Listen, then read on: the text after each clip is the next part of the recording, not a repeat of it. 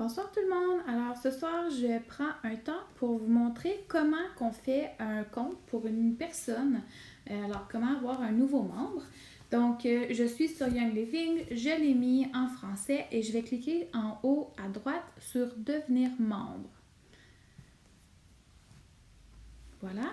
Et là ici, c'est un petit peu mélangeant. À l'option 1, on vous parle de l'ensemble de départ, mais pour être avec avantage essentiel et avoir le cadeau du mois, il faut aller à l'option 2. Donc, je passe tout droit à l'option 1 et c'est drôle parce qu'ils disent que c'est l'option 2 qui est facultative, mais nous, ce qu'on veut, c'est vraiment cette option-là.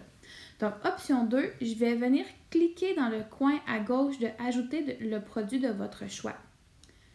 Ma cliente ce soir m'a demandé un ensemble de départ avec le diffuseur Desert Mist. Donc, je vais aller le chercher. Avec Desert Mist, il est ici, ajouter le produit. Donc, j'ai mon produit ici, enregistrer la commande. Je suis revenue à la page principale. Il n'y a rien à l'option 1. Option 2, on a le crochet, c'est en mauve, ça veut dire que nous avons notre produit. Et dans la case en dessous, confirmer la commande mensuelle. Donc, ce mois-ci, le cadeau, c'est la lime. Donc, si votre client désire le cadeau, ce que je vous suggère fortement, vous devez venir cliquer ici dans « Oui, ajouter la trousse en avantage essentiel ». À ce moment-là, on sait que c'est ce qui va faire les commandes mensuelles, mais on sait aussi qu'on peut les repousser et on peut aussi l'annuler si le client le désire. Donc, prochaine étape, suivant. C'est là qu'on va rentrer les informations personnelles de notre nouveau client. En descendant, vous allez voir ici renseignements sur l'inscription. Donc, le nom de l'utilisateur, le mot de passe pour avoir accès au compte Young Living, c'est ici que vous allez l'entrer. Ensuite, ici, les informations relatives au traitement de la commission. À la base, la personne ne sait pas si elle va faire le côté business ou pas. Moi, habituellement, je saute simplement cette option. Elle n'est pas obligatoire. Pour ce qui est de l'information sur le parrain et recruteur, si vous avez aidé la personne, donc vous allez venir mettre votre numéro à recruteur si c'est vous qui avez recruté cette personne-là.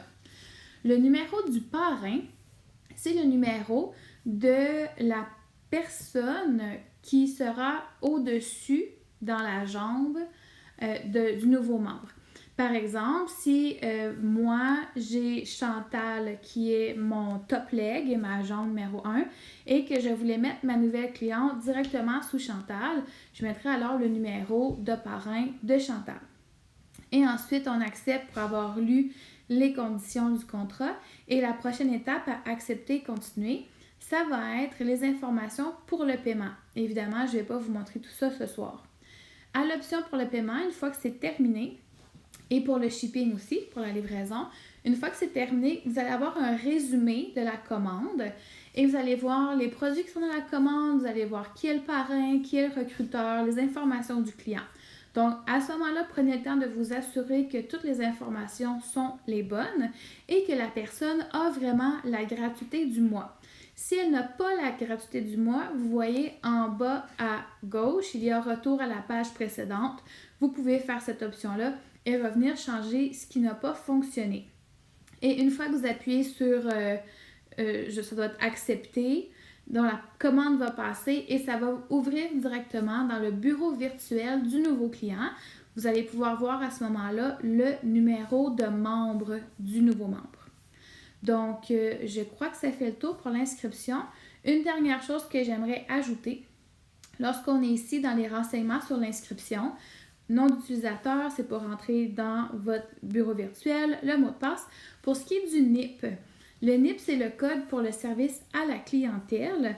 C'est la seule fois que vous avez besoin du NIP, c'est pour le service à la clientèle. Donc, moi, mes clients ont tous le même NIP car je contacte le service à la clientèle pour eux la majorité du temps. Donc, si chaque membre choisit un nombre qui lui est cher au cœur, ça devient très difficile pour contacter le service à la clientèle. Donc, je vous suggère fortement de créer un NIP pour tous les membres qui sera le même à chaque fois. Et sinon, c'est important que votre leader ait votre NIP s'il doit vous aider avec le service à la clientèle. Par exemple, pour moi, j'ai un cahier avec les numéros de membres de mes clients et leur NIP.